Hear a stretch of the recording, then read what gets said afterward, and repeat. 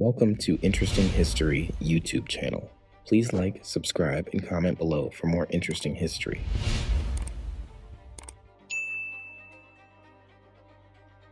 Forced sterilization procedures on immigrant women have long been a dark stain on the history of medical practice.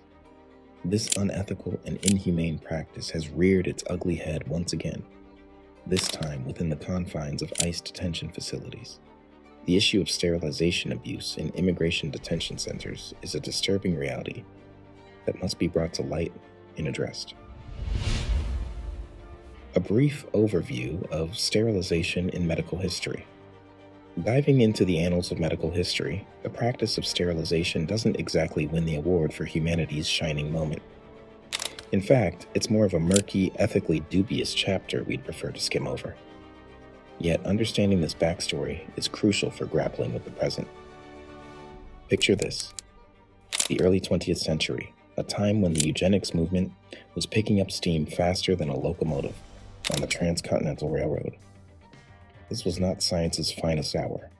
Instead of embracing diversity, there was a misguided crusade to improve the human race by controlling who got to contribute to the future gene pool.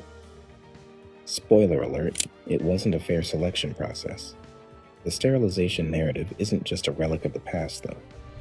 Fast forward a bit, and you'll find instances in institutions and prisons where women, particularly those belonging to marginalized communities, were sterilized without their consent. These actions were often justified under the guise of public welfare. But let's call a spade a spade. This was about control and discrimination dressed up in a lab coat. What's particularly jarring is the sheer audacity of it all. Imagine having the hubris to decide on behalf of others whether they should have children. It's like playing God without any of the qualifications or ethical compass. These historical missteps were not just medical procedures gone awry. They were blatant violations of human rights, and a stark reminder of how power can be misused under the guise of science. As we explore the grim chapters of sterilization in medical history, it's akin to walking through a hall of mirrors at a carnival where the reflections are distorted and unsettling. Yet this journey is not about dwelling in the shadows, but illuminating them, understanding the depth of past mistakes to ensure they are not repeated. In the story of sterilization, the lessons are clear, if uncomfortably so. The intersection of ethics, power, and science is fraught with peril, and vigilance is the price of progress. So, buckle up. We're on a bumpy ride through history, but it's a trip worth taking for the sake of the future. The ICE detention centers, a modern arena for an age-old practice. If you thought the questionable ethics of sterilization were safely tucked away in history's broom closet, think again. Enter the modern coliseum of controversy. ICE detention centers. Here, the age-old practice of sterilization has donned a new unsettling guise, emerging in reports that have left the public and human rights advocates alike both shocked and dismayed. This isn't your average tale of bureaucratic oversight. It's a chilling narrative where the echoes of the past reverberate uncomfortably in the present. These facilities, ostensibly designed for the processing and temporary holding of immigrants, have become the backdrop for a series of deeply troubling accusations. Allegations of forced sterilization procedures on immigrant women have cast a long shadow over the intention and operations within these centers. The irony is bitter, as institutions that should safeguard health and human rights are being accused of violating them in the most personal of ways. It's a complex brew of power dynamics, with a pinch of historical amnesia and a dash of systemic indifference that has allowed such practices to allegedly unfold. The reports emanating from these detention centers tell tales not of informed medical intervention, but of coercion, confusion, and a disturbing lack of consent. These stories aren't just blips on the ethical radar. They're alarm bells, signaling a need for a hard look in the mirror and a rigorous scrubbing of policy and practice.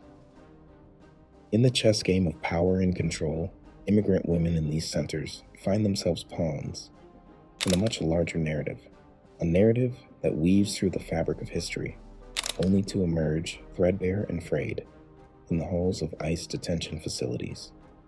As the public, policymakers, and advocacy groups grapple with these allegations, the spotlight has never been brighter on the need for transparency, accountability, and a recommitment to human rights. This isn't just about sterilization, it's about remembering the lessons history has tried to teach us, and recognizing that the dignity and rights of every individual should never be sidelined in the name of policy or procedure. The ICE detention centers, in the lens of this ongoing saga, aren't just holding facilities. They're a modern arena where the battles of ethics, morality, and human decency are being fought. Allegations and evidence. Unpacking the reports. Let's dive into the nitty-gritty, shall we?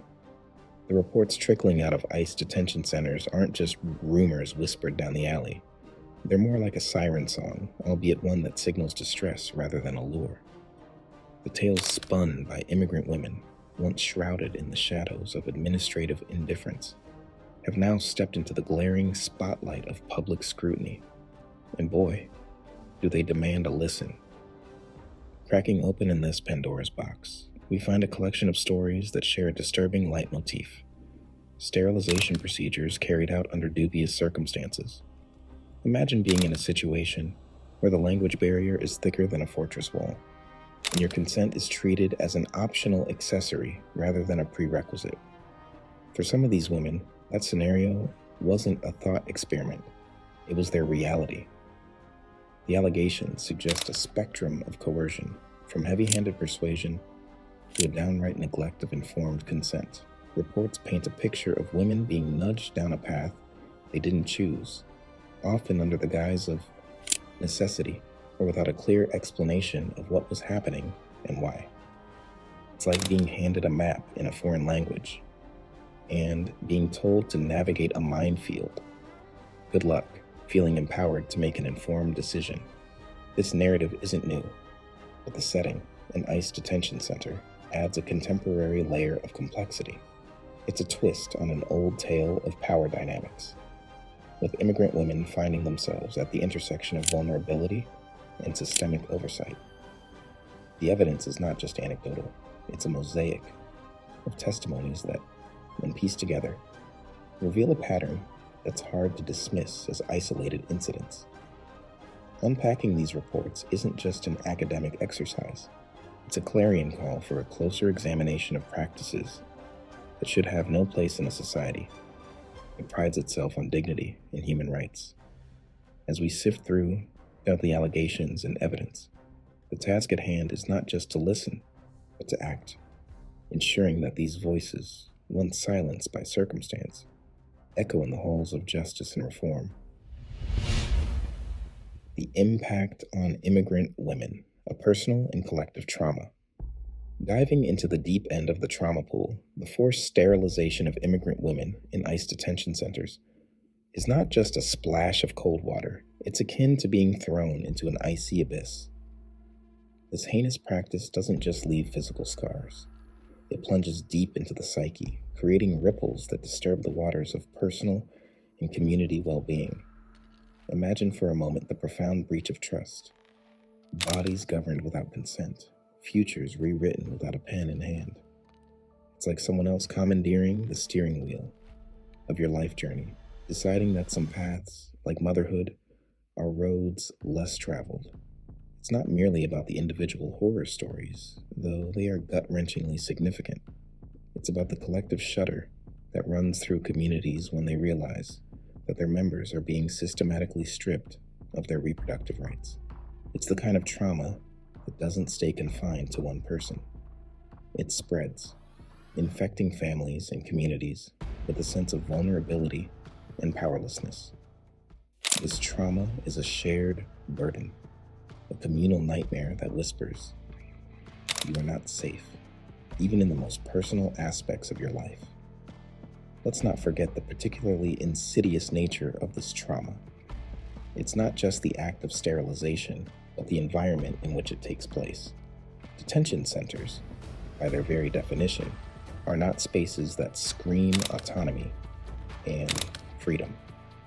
Add to this volatile mix the removal of one's ability to decide on future offspring, and you've got a cocktail of powerlessness that's hard to stomach. It's a scenario where Kafka meets Orwell, and the result is a harrowing narrative that highlights the intersection of bodily autonomy, immigrant rights, and systemic abuse. In a world that often feels like it's spinning off its axis, the forced sterilization of immigrant women is a stark reminder of the ground we have yet to cover in the quest for justice and human dignity. It's a tale of individual and collective trauma that demands not just our attention, but our action. Calls to action, holding detention centers, accountable and advocating for reform. Roll up your sleeves, folks, because it's time to transform outrage into action. The harrowing tales from ICE detention centers aren't just bedtime horror stories. They're a clarion call for accountability and reform. We're talking about a scenario where the phrase adding insult to injury doesn't even begin to cover the gravity of forced sterilization.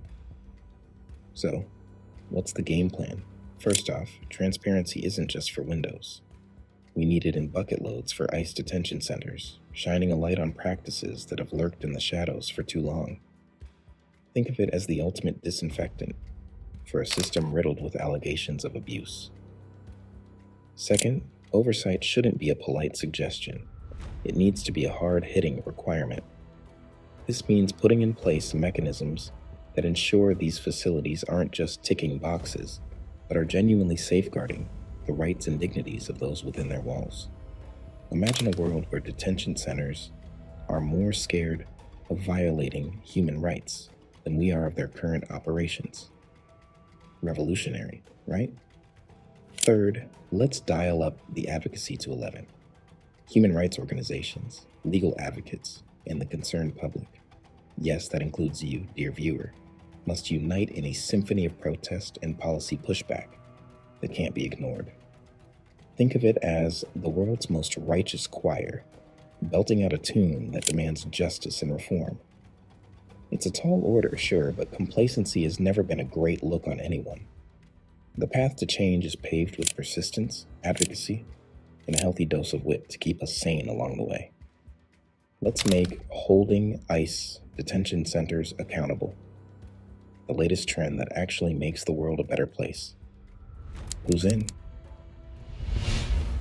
Moving forward, preventing sterilization abuse in immigration detention. All right, Team Humanity, it's crunch time. How do we slam the door shut on the ghastly ghost of sterilization abuse in immigration detention centers? First things first, we've got to tighten up the playbook. This means rolling out the red carpet for a set of ironclad guidelines that treat medical ethics like the crown jewels, precious, protected, and downright non-negotiable. Next up, we crank up the volume on oversight to ear-splitting levels. We're talking about a relentless, no stone left unturned approach to accountability.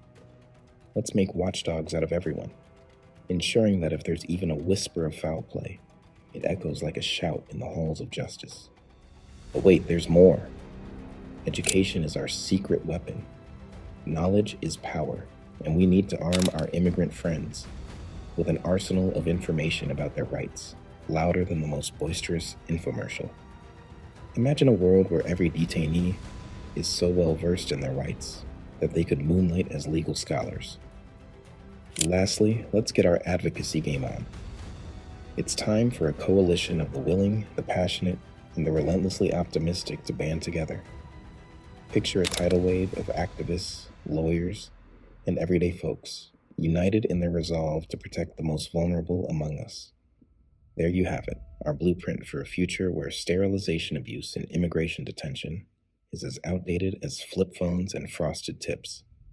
Let's roll up our sleeves and get to work, shall we?